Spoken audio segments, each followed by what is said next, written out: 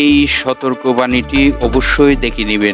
সম্মানিত বিনিয়োগকারী ভাই ও বোনেরা, আশা করি ভালো আছেন। মার্কেটের গত কার্যদিবসের কিছু সেক্টরের অবস্থা খারাপ হওয়ার কারণে অনেকে আতঙ্কিত হয়ে রয়েছেন। আজকের ভিডিওর টপিকটি আপনারা দেখেছেন, ইতিমধ্যে ফলো করেছেন।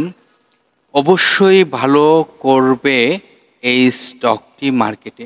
তো আজকে যে স্টকটি নিয়ে আলোচনা করতে যাচ্ছি সেই স্টকটির বিষয় বুঝাবো, বিস্তারিত তথ্যগুলো জানাবো স্টকটির আরএসআই কত, জানাবো স্টকটির আয় কেমন হয়েছে এবং সামনে কেমন ডিভিডেন্ড দিতে পারে, সে সকল তথ্য নিয়ে বুঝাবো এবং আরএসআইটি খুবই গুরুত্বপূর্ণ, সেটিও আপনাদেরকে দেখাবো। জানাবো স্টকটির সাপোর্ট কোথায়, রেজিস্ট্যান্স কোথায়, সে সকল তথ্য। তার পূর্বে আমরা গত কার্য দিবসের মার্কেটের কিছু তথ্য আপনাদের মাঝে প্রকাশ করি। ইতিমধ্যেই আপনারা দেখতে পারতেছেন প্রায় 13 পয়েন্টের মতন ডিএসসি 100 সূচক মাইনাস হয়েছে। আমরা আশাই ছিলাম এই 13, 14, 15, 20-এর মতন প্লাস থাকবে, কিন্তু কেন এই ঘটনাটি ঘটলো? আসলে দেখুন, আমাদের বাজারটিতে কিছুটা ইউমার হয়তো বা কিছুটা বিনিয়োগকারীদেরকে এদিক থেকে সরিয়ে অন্য দিকে নেওয়া, এই ধরনের কাজ কিন্তু মার্কেটে হয়ে থাকে সোশ্যাল মিডিয়ার মাধ্যমে। আবার দেখতেই পারতেছেন যে ব্যাংক, মিউচুয়াল ফান্ড, তারপর ফাইন্যান্স, এই তিনটা সেক্টর মোটামুটি ভালো করেছে। তাছাড়া সব সেক্টরের অবস্থা কিন্তু খুবই শোচনীয়। ইতিমধ্যে আপনারা ফলো করেছেন 115টি কোম্পানি পজিটিভে ছিল, যেখানে দর বাড়ার তালিকায় 250টি কোম্পানি ছিল দর হারানোর তালিকায়, 27টি কোম্পানি ছিল যে প্রাইজে ওপেনিং হয়েছে সেই প্রাইজে ক্লোজিং হয়েছে। আমরা যদি মার্কেটের লেনদেন ও অবস্থান দেখি তাহলে ইতিমধ্যে ফলো করে দিছি 550 কোটি টাকার মতন লেনদেন হয়েছে। তো এটি খুবই ভালো, লেনদেনের গতিটি খুবই ভালো, কিন্তু এই তিনটি সেক্টর ছাড়া অন্য অন্য সেক্টরের অবস্থা কিন্তু অনেক খারাপ হয়েছে। তো এখন কথা হলো যে এই যে ব্যাংক, মিউচুয়াল ফান্ড, তারপর ফাইন্যান্স, এই সেক্টরগুলো কিন্তু খুব একটি সময় কিন্তু ধরে রাখতে পারে না। সর্বোচ্চ 1 থেকে 1.5 দিন ভালো করে, তারপর কিন্তু আবার কারেকশানে চলে যায়, ডাউন টেনে চলে যায়। এটি কিন্তু হয়ে থাকে পূর্বের এই কয়েক বছরের মধ্যে যে অবস্থানটি, সেটি দেখতে পারলাম। আর এখন এই স্টকটি কি আসলে কন্টিনিউ করবে কিনা তা আরও 2-3 দিন অবজারভেশন করার পর বোঝা যাবে যে এই স্টকগুলো কি মার্কেটে ভালো করবে কিনা, এই সেক্টরগুলো ভালো করবে কিনা, এটি হলো দেখার বিষয়। আর আজকের আলোচনার যে টপিকটি ইতিমধ্যে আপনাদেরকে বলেছি এবং আজকের আলোচনার স্টকটি নিয়ে আপনাদের সাথে বিশ্লেষণ করি। আজকের আলোচনার যে স্টকটি সেটি ফার্মা সেক্টরের একটি স্টক। এই স্টকটির গত কার্য দিবসে ক্লোজিং হয়েছে 52 টাকা 40 পয়সায়। এই স্টকটিও কিন্তু 2 টাকা 10 পয়সা দর হারিয়েছিল গত কার্য দিবসে।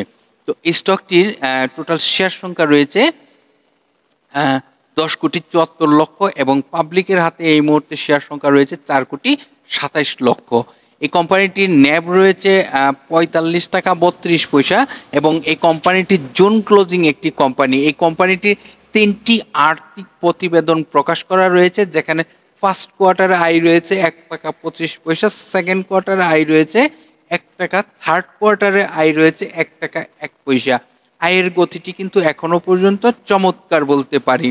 আজকের আলোচনার যে স্টকটি, সেই স্টকটি ডিএসসির ওয়েবসাইট থেকে আপনাদেরকে জানাবো আরও অনেক তথ্য। এই স্টকটি নাভানা ফার্মা যে স্টকটি নিয়ে আজকে আলোচনা করিতেছি, সেই স্টকটির 52 ওয়ার্কিং ডের মধ্যে 36 টাকা 20 পয়সা সর্বনিম্ন প্রাইজে আসে এবং সর্বোচ্চ প্রাইস হয়েছিল 118 টাকা 90 পয়সা পর্যন্ত।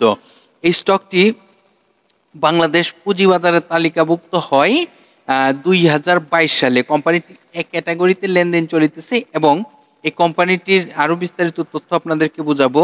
এই কোম্পানিটি পুঁজিবাজারে তালিকাভুক্ত হওয়ার পর তারা ডিভিডেন্ড ঘোষণা করে 2022 সালে ক্যাশ ডিভিডেন্ড, যেখানে 11% ক্যাশ, 2023 সালে 13% ক্যাশ, 2024 সালে 14% ক্যাশ দেয়। এটি হলো তার বাংলাদেশ পুঁজিবাজারে তালিকাভুক্ত হওয়ার পর তাদের ক্যাশ ডিভিডেন্ড দিয়ে আসছিল। তার মানে কোম্পানিটি প্রফিট করে দেখেই কিন্তু ক্যাশ ডিভিডেন্ড দিয়ে আসছিল।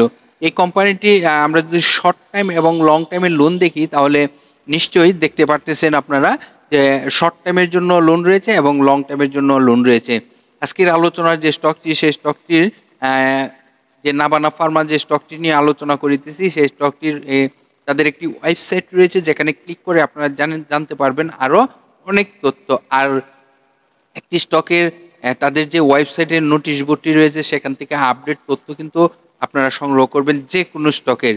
তো এটিও আপনারা করবেন, কারণ এখানেও কিন্তু অনেক কিছু জানতে পারবেন। আর নাবানা ফার্মা এটি গ্রুপ অফ কোম্পানি, আপনারা জানেন নাবানা সিএমজি, আফতাব, O2 এই ধরনের যেটি ইএচএল যেটি সবগুলো কিন্তু নাবানা গ্রুপের। তো ইসলাম গ্রুপ বলি আমরা, ইসলাম গ্রুপের এই স্টকগুলো। তো আজকের আলোচনার স্টকটির যদি আরএসআই দেখতে চাই আমরা, আরএসআই কত রয়েছে দেখুন। এই স্টকটির আরএসআই রয়েছে 48.12, যেখানে আমরা 30 থেকে 70 আরএসআই স্ট্যান্ডার্ড আরএসআই জানি, এবং এই স্টকটির আরএসআই 48.12। আর এই স্টকটি সাপোর্ট কোথায়, যেহেতু এখন কারেকশন হচ্ছে, আরও কি কারেকশন হবে? দেখুন, মার্কেট যদি এখান থেকে এই সেক্টরগুলো থেকে যদি ঘুরে যায় তাহলে কিন্তু ঘুরতে পারে, আর যদি না ঘুরে তাহলে আমরা সাপোর্ট দেখব 50 টাকা 50 পয়সাতে সাপোর্ট। এবং এই স্টকটি মার্কেটে ভালো কিছু করতে হলে নিশ্চয়ই এই স্টকটিকে এই স্টকটিকে 60 টাকা 40 পয়সার রেজিস্ট্যান্সটি ব্রেকআউট করতে হবে। এই মুহূর্তে আমাদেরকে ফলো করতে হবে এই স্টকটির 60 টাকা 40 পয়সার রেজিস্ট্যান্সটি। যদি মার্কেট এখান থেকে ঘুরে যায়, এই স্টকটি মার্কেট তো স্বাভাবিক অবস্থায় এখনো পর্যন্ত দেখা যাচ্ছে, তবে এই সেক্টরটি ঘুরে গেলে এবং এই স্টকটির প্রাইসটি যদি ঘুরে যায় তাহলে আমরা 60 টাকা 40 পয়সা হলো তার রেজিস্ট্যান্স, এই রেজিস্ট্যান্সটি ব্রেকআউট করতে পারলে আরও ভালো প্রাইস হবে। আর সাপোর্টটি তো আপনাদেরকে বললাম। এই বিষয়গুলো কিন্তু প্রতিটি বিনিয়োগকারীর নজর দিতে হবে, কারণ এইগুলো যদি নজর না দেন তাহলে কিন্তু আপনি ক্ষতিগ্রস্ত হবেন। আজকের আলোচনার যে স্টকটি নাবানা ফার্মা, এই স্টকটির গুরুত্বপূর্ণ তথ্যগুলো আপনাদেরকে বোঝানোর চেষ্টা করলাম। আপনাদের হাতে থাকা যে কোনো স্টকের আরএসআই যদি জানতে চান তাহলে আমাদের ভিডিওর কমেন্ট করবেন, স্টকের নাম আরএসআই লিখে আপনাদেরকে রিপ্লাই দিয়ে সহযোগিতা করার চেষ্টা করব। ধন্যবাদ সকল বিনিয়োগকারী ভাই বোনেদেরকে আজকের এই গুরুত্বপূর্ণ তথ্যগুলো জানার জন্য অনেক অনেক ধন্যবাদ। ভিডিওটি যদি মনে হয় যে বিভিন্ন সোশ্যাল মিডিয়া প্ল্যাটফর্ম গ্রুপে শেয়ার করে দিলে অন্যরা শুনে কিছুটা উপকৃত হবে, তাহলে আপনি এই কাজটি করার চেষ্টা করবেন। আজকের মতো এখানেই বিদায় নিলাম, আগামীকাল আবার আলোচনা হবে। ততক্ষণ পর্যন্ত সকলে সুস্থ থাকুন, ভালো থাকুন, আল্লাহ হাফেজ।